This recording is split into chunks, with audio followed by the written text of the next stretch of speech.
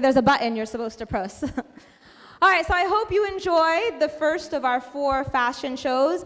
I have to be honest, I've always had this latent desire to walk the runway. So humor me as I walk the runway, okay? Thank you.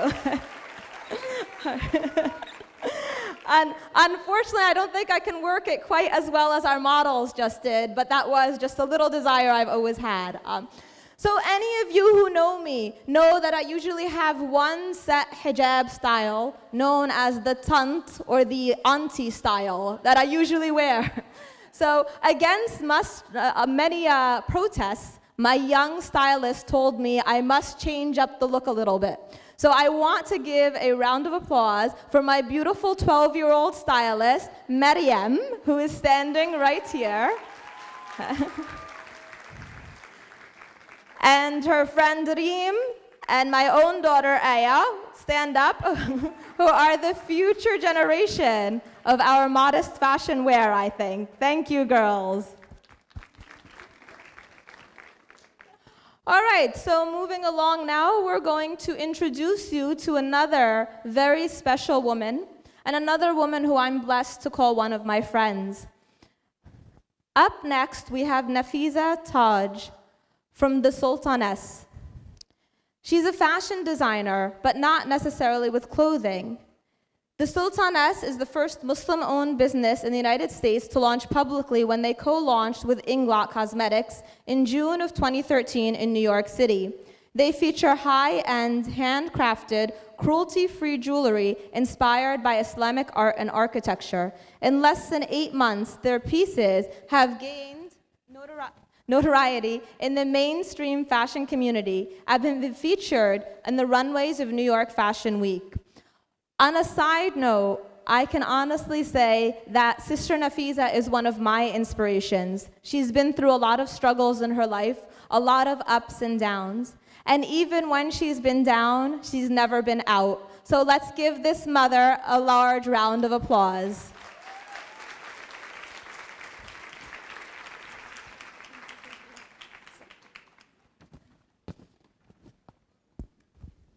All right, so Nafiza, why don't you talk to us a little bit about the topic that you wanted to address today, which is higher principles of Islamic fashion.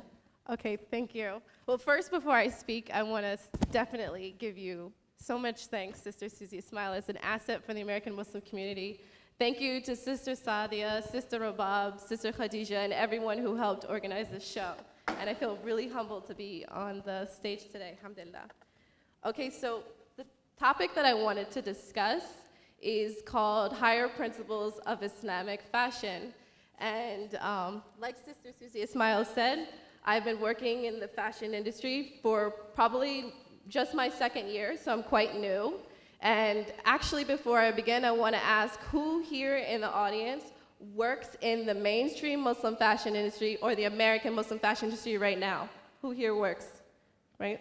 So now, you don't have to be shy. Raise your hand. Raise your hand, raise your hand. Who works in the fashion industry right now? Okay, so we only have a little bit. Okay, so that's not going to work. So who here aspires to work in the American Muslim fashion industry? Who wants to do it in the future? Photographers, models, stylists, publicists, designers, right? Retailers, awesome. Okay, so I think all of us can agree that quite recently there's been a bit of a phenomenon with talking about hijab and modesty with fashion. Was this going on about 10 years ago? This is quite new, it's all over the internet. And I think something else that's pretty powerful is that along with this dialogue, we have a bit of a conflict. The idea that when a Muslim woman puts herself out there visibly, we now have a debate. Is she modest enough? Is her dress loose enough? What about how much makeup she's wearing? And we've all had these conversations. Who here has heard about this before, right? Yeah, so there's a bigger number. So all of us have heard of this, right? So now I want to talk about something a little bit more fun. So who here likes to go shopping? Who here likes, oh, there we go, thanks.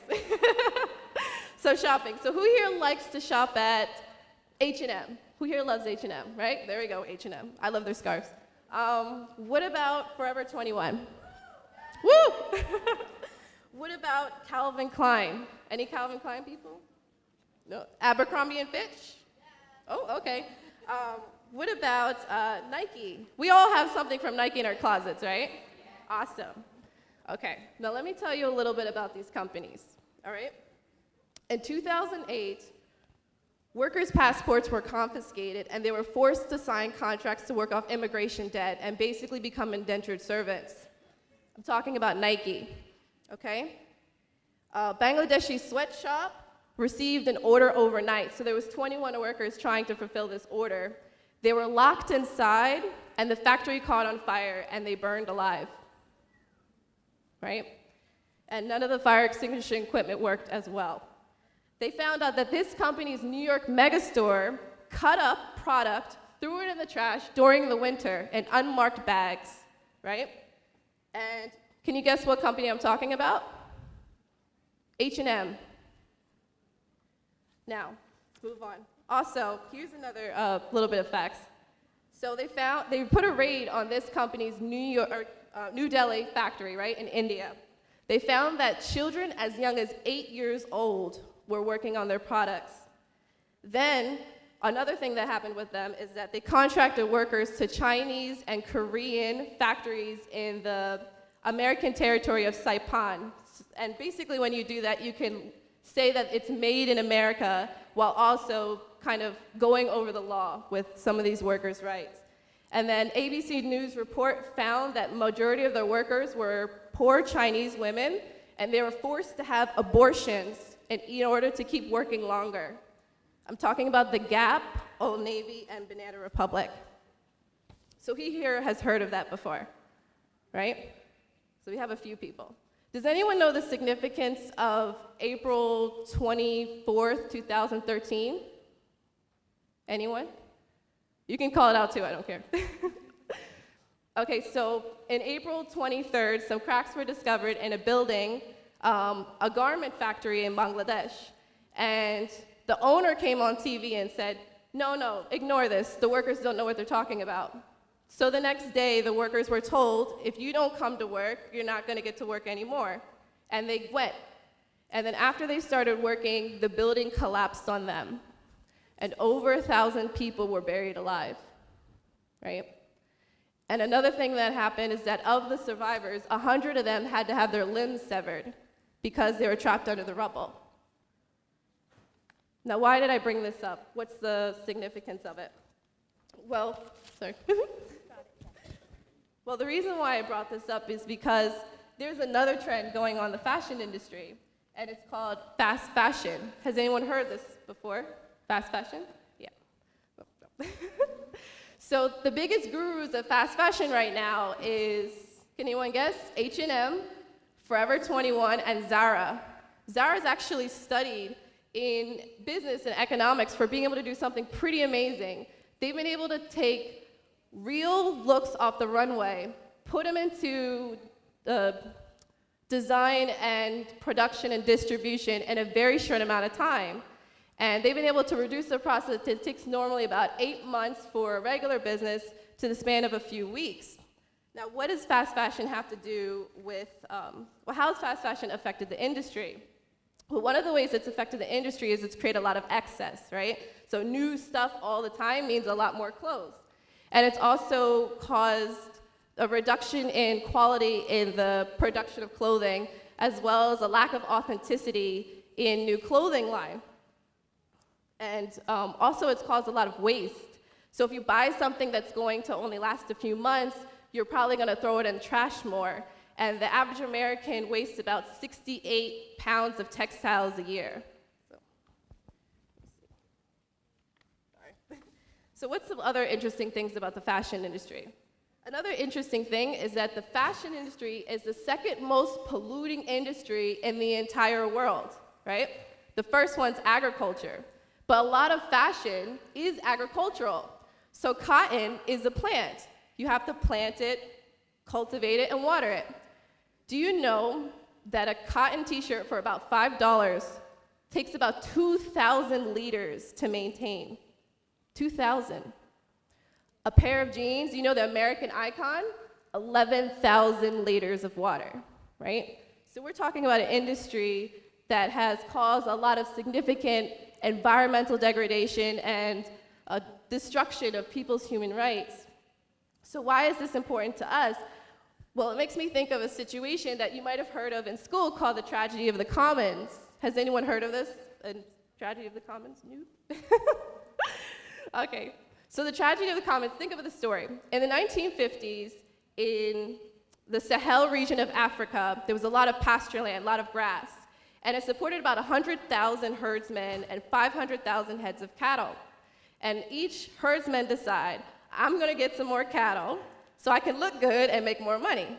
And then every one of them decided to do it, and in the span of 20 years, the grass was eaten at such a fast rate that it couldn't replenish itself, and so it became desert. And then by the 1970s, 80% of the livestock had died, and most of the herdsmen were living in poverty.